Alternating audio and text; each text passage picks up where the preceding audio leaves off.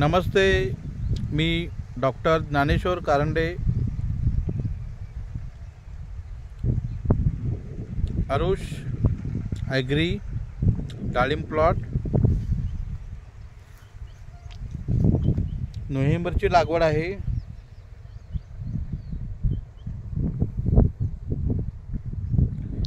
Sharad king 1200 झाडांचा plot आहे। वेल developed, एकदम बेस्ट। बघा, या पाहू शकता तुम्ही, या काड्या, हे ब्रांचेस।